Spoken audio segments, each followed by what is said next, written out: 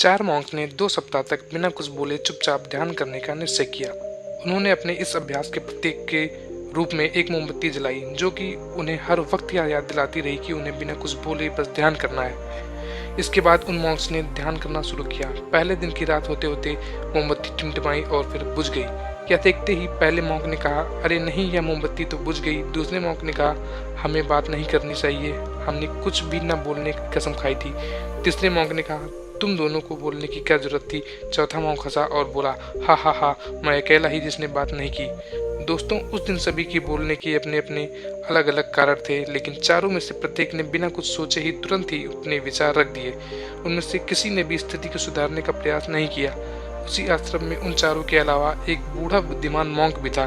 वह बिना कुछ बोले और उनकी तरफ ध्यान दिए बिना ही चुपचाप ध्यान करता रहा। इस तरह से उस बुद्धिमान मॉन्क ने बिना एक शब्द बोले उन चारों को ही उनकी गलती का एहसास करा दिया, जो कि वह चारों बोलकर भी न कर पाए।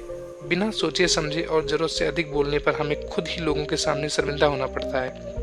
एक समझदार व्यक्ति कभी भी बिना मांगे किसी व्यक्ति को सलाह नहीं देता, क्योंकि वह जानता है कि बिना मांगे दी हुई सलाह का कोई मतलब नहीं होता और न ही सामने वाला उस सलाह को मानता है। लेकिन आजकल लोगों ने अपनी समस्या बताई नहीं कि हम सुझाव देना शुरू कर देते हैं, जबकि 99% केसेस में जब लोग हमसे अपनी समस्या शेयर कर रहे होते हैं तो वह हमसे कोई सुझाव नहीं सुनना चाहते, बल्कि वह तो सिर्फ ये चाहते हैं कि हम उनकी बातों को ध्यान से सुन लें, और इससे उन्हें कुछ समय के लिए शांति महसूस होती है, क्योंकि हम उन्हें जो भी सलाह देंगे या उन्हें भी पता है, हर इंसान को पता है क्या सही है और क्या गलत है। इसलिए जब अगली बार हमसे कोई अपनी समस्या बताए तो हम बस उसकी बातों को ध्यान से सुने, उसे सलाह देना ना शुरू कर दें जब तक कि उसने मांगी ना हो, क्योंकि सामने वाला इंसान हमसे बस इतनी ही चाहता है कि हम उनकी बातों को ध्यान से सुने और समझें। यह बात तो आप लोगों ने भी सुनी होगी, हम जितना कम बोलते हैं उतने ही समझदार होते जाते हैं, और इसका उल्टा भी उतना ही सही है। जो जितना बुद्धिमान होगा वह उतना ही कम बोलेगा।